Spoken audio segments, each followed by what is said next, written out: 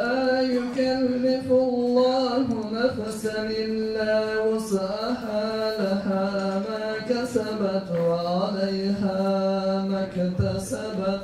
آمين يا رب العالمين برحمتك يا أرحم الراحمين. آمين.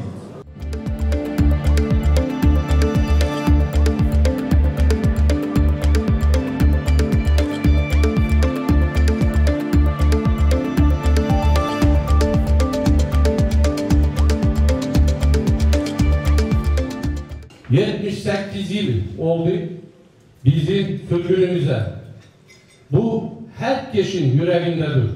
98 bin adamları soğuk trenlere, vagonlara yüklediler, ölüme yolladılar. Onlardan 17 bin tanesi yolda canını kaybetti. Onlara Allah rahmet etsin. Cenneti nasip etsin.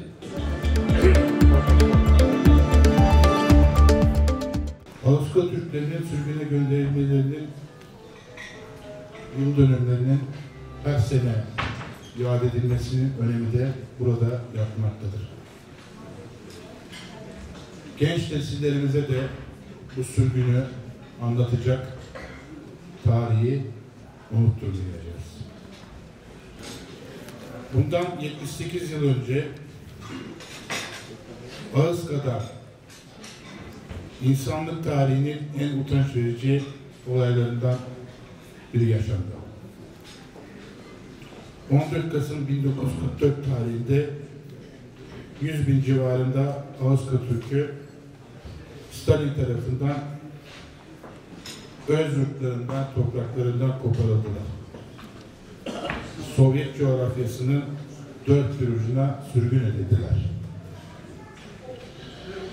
Eşine az rastlanır bu zulüm ve sürgün sırasında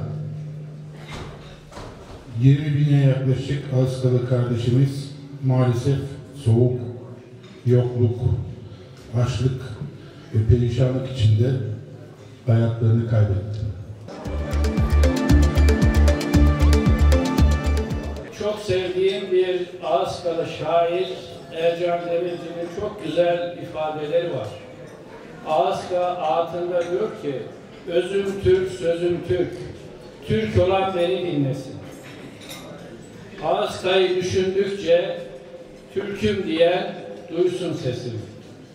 Gerçekten duyuyoruz sesini. Ağızka'nın sesini hiç unutma.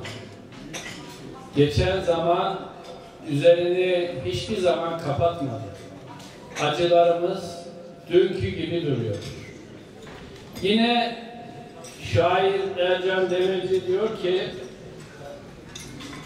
baba ne zaman doğacak bize gün?